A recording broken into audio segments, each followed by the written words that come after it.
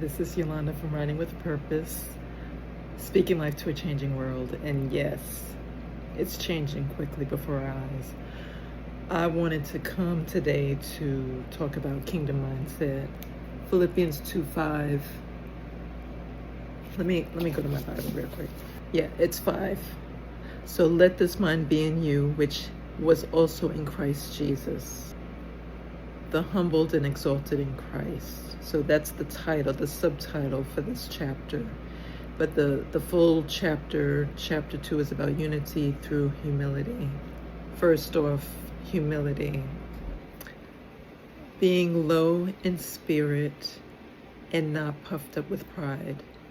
A lot of people, they look to fleshly things to elevate themselves, and they attach themselves to titles, to positions, to degrees, to status, class, whether, money, cars, houses, all of this stuff. All of this stuff is passing, it's fleeting, this stuff will not remain. It can be destroyed, broken, stolen. One of the scriptures that I'm reminded of is when someone goes to a wedding, and instead of sitting in the front of where the bride and groom is, they sit in the back.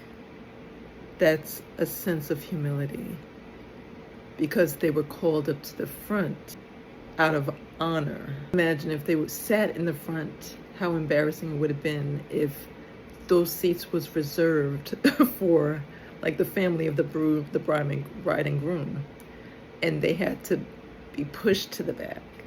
So that's just like an example of humility. When I used to go to work, especially when you go to a new job, you may have experience and you may have skills and talents, but because you're in a new environment, it's best to sit back and watch and to see how things are done, because each company does things differently. So even though you may have the skills and the qualifications, you have to kind of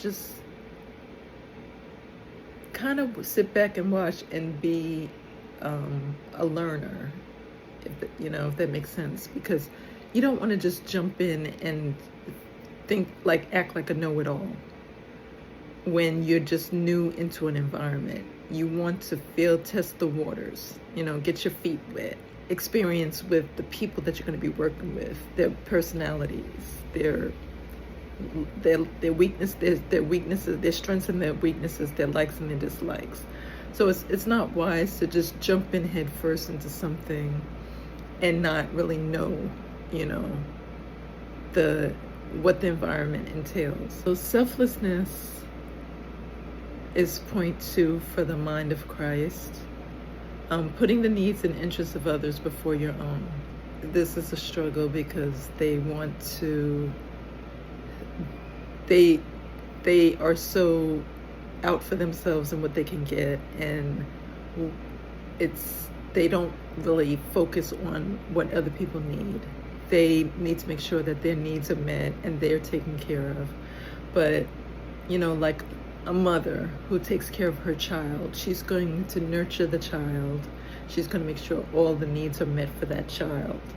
And so we should have that same Christ-like nurturing spirit with people that we come across with every day in our daily lives, whether we're at work, whether we're at home, whether we're at school, whatever the situation may be, is to have a selflessness spirit and to put other people's needs first.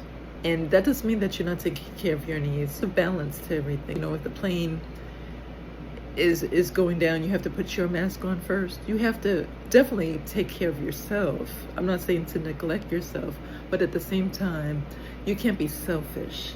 You have to look out for other people's needs, despite your own, and despite your own desires. The next point is obedience. Willing to follow God's will, even when it leads to difficult choices. So a lot of times God will call you to do difficult things and to do things that are uncomfortable. Now, are you willing to go forward in faith and with trust and with courage to do the things that God is calling you to do? All through the Bible, all of the apostles, they had to face great opposition, persecution, horrific situations. A lot of them faced death and was killed or murdered. Are you willing to be obedient to the call on your life and the purpose that God has designed for you? And I'm not saying all of it is negative, but you have to be willing to be, I got my text. You have to be willing to, to please God. Are you willing to please God and to be a light in this world, in this dark world, and to share the gospel and to be set apart? And not everybody's going to like you. Not everybody's going to want to, hear what you have to say. So are you willing to stand alone with your convictions and to honor God? And despite what the world may, think or say, it says, we are not of the world. So how willing are you to, go out there and, just do the will of God? And the last point that I wanted to speak of is service. Being willing to serve and help others, even in the most challenging circumstances. So a lot of times it's going to be not in the most convenient time that we have to serve, and it can be in great opposition. It may be in great lack. It could be great disparities. And are you willing to still serve through all of it, whether you're going through the mountaintop or going through a valley? There's many tests, and God will test you with the circumstances that you're facing to see if you're faithful to follow through, regardless of what you face. So, and that goes a lot with selflessness. So others' needs ahead of yours. As far as the mind of Christ, it's not only about having a mind of Christ, but also your lifestyle, your walk with Christ, your feelings. Your actions, are you behaving Christ-like? Are you thinking Christ-like? How are you feeling? You can't be so tied to your feelings and emotions. Your feelings and emotions are leading you. Your spirit has to lead. Your spirit has to lead, and your feelings, you're aware of your feelings, but you cannot have your feelings dictating your actions. Sometimes you got to do things regardless of how you feel. Through all of this, there's a transformation that takes place. So developing the mind of Christ involves how you think and how you live. And it will transform how you live. Because as you start to transform on the inside, it's going to reflect on the outside. And you're going to start putting away patterns and desires and embracing new ways of thinking, new perspectives, fresh ways of looking at things. And you're not going to even realize that you're changing. It's just going to be a gradual, slow process that God will take you through. Importance of unity. Having the mind of Christ as in the body, in the unity of Christ.